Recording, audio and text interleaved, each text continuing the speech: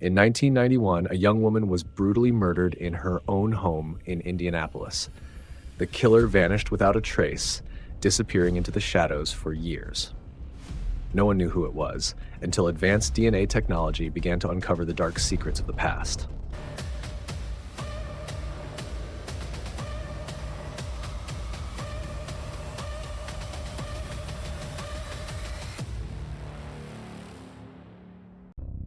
Carmen Van Huss was born on October 9, 1973, in Indiana.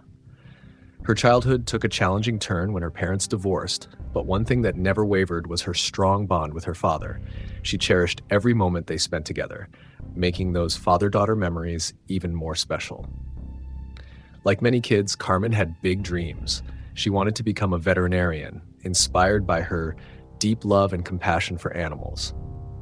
But as time passed, her interests shifted, and she discovered her true passion in the arts. While her love for animals remained a part of her, her creativity guided her on a different journey.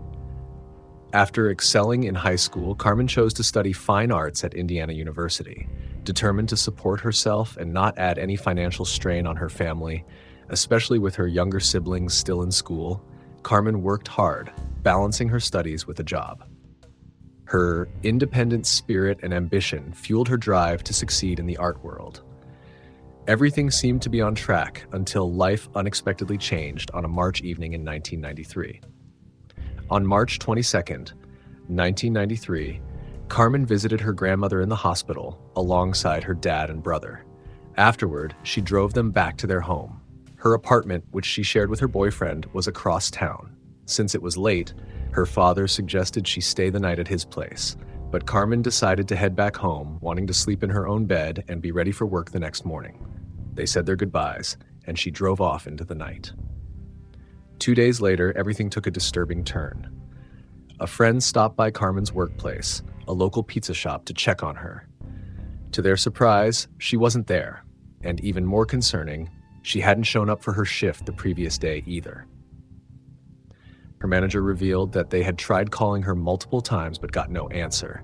This was entirely out of character for Carmen, who was reliable and always communicated if something was wrong. Alarmed, the friend immediately contacted Carmen's father. He was equally worried. He hadn't heard from Carmen either, and the silence was unbearable. Together, they decided to check her apartment, hoping for some answers. When they arrived, their first sign of unease was Carmen's car, still parked outside. Something felt off. Her handbag was sitting in the back seat. With growing dread, they entered her apartment. The silence was heavy, unsettling. Just a few steps inside, their worst fears were confirmed. Carmen's lifeless body lay in her bedroom, surrounded by a pool of blood. Her torn clothes were scattered on the floor, pointing to something horrific. Overwhelmed with shock and grief, her father ran outside, unable to process the scene. Soon after, the authorities arrived, but it was too late. Carmen had been brutally murdered 2 nights earlier. An investigation was launched immediately. Police interviewed neighbors and began piecing together the events of that dreadful night. The building was gripped by tension as chilling details came to light. Witnesses recalled seeing Carmen arrive home around 11:30 p.m. on March 22nd. She wasn't alone. She was with a man. The two appeared to be in good spirits, laughing and chatting, leading neighbors to assume the man was her boyfriend. What seemed like a normal evening quickly spiraled into tragedy. At around 1:30 a.m., the building's quiet was shattered by the sound of Carmen's screams. One neighbor distinctly remembered her yelling, "Stay away from me!" Then, all at once, the screams stopped. Heavy footsteps echoed down the stairs, dissolving into the night. Strangely, despite the clear signs of distress, no one called the police. Instead, neighbors filed noise complaints with the building management, leaving Carmen's cry for help unanswered. That fateful night marked the beginning of a harrowing mystery that would haunt Carmen's family, friends, and everyone who knew her. The crime scene investigation unveiled even more chilling details. In the living room, investigators discovered empty food containers and beer bottles, suggesting that Carmen likely knew her killer. It seemed she had willingly let them in, and they had possibly spent time together, talking, maybe even laughing, before the night took a devastating and violent turn. Detectives theorized that after the attack, the killer went to the kitchen, possibly to wash off the blood, before fleeing the apartment. Meanwhile, forensic specialists carefully examined Carmen's body, uncovering something deeply disturbing.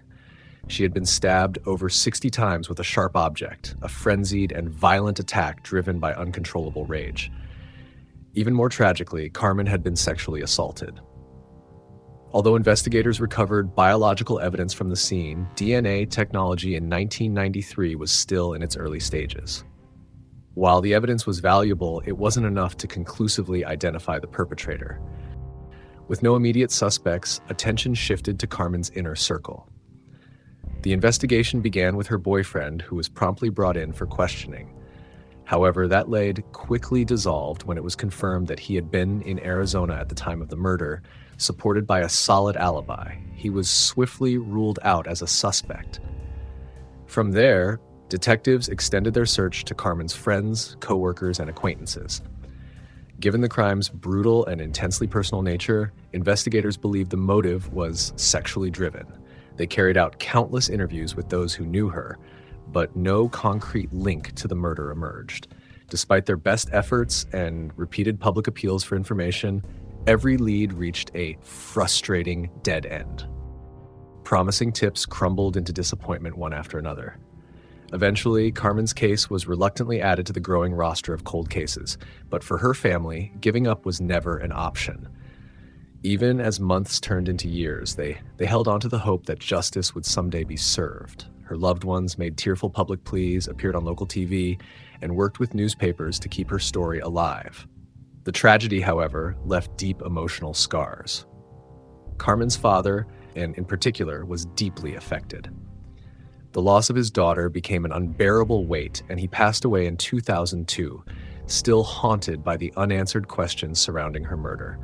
After his death, Carmen's brother, Jimmy, stepped forward to carry the torch. Determined to keep her case alive, he stayed in regular contact with the police and refused to let her story be forgotten. But the updates were always the same. No leads, no progress. It seemed as though the case had reached an unmovable standstill. That is, until Detective Carter entered the scene.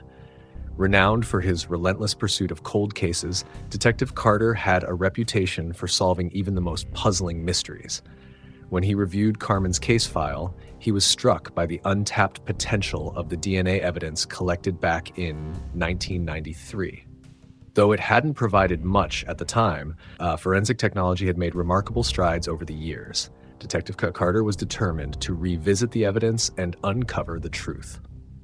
Back in 2018, Detective Carter decided it was time to re-examine the DNA evidence in Carmen's case. However, just as he was gearing up to dive in, he hit a major roadblock.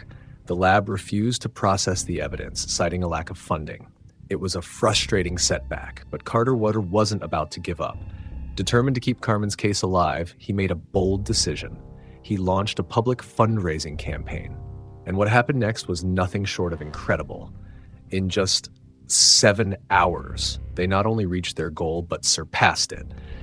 The extra funds were set aside as a reward for anyone who could provide information leading to an arrest, eventually growing to an impressive $10,000.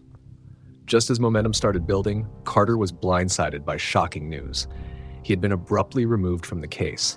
No official explanation was given, but many suspected the fundraiser had stirred up controversy within the department.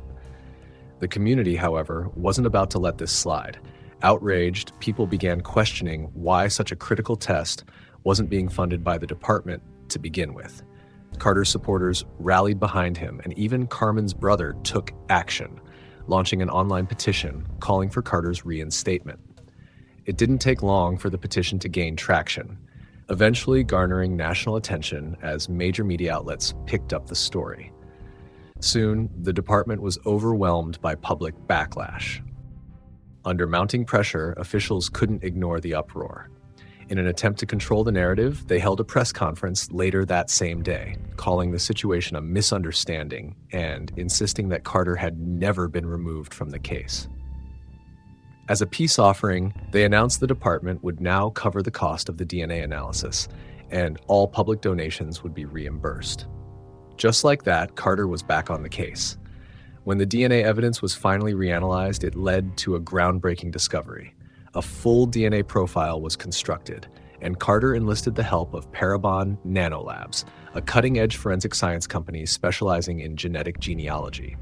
Using public genetic databases, they painstakingly traced the DNA to uncover a familial connection.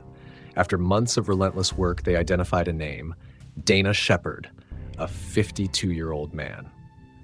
Here's the chilling twist. At the time of Carmen's murder, Dana lived in the same apartment complex, right next door to her.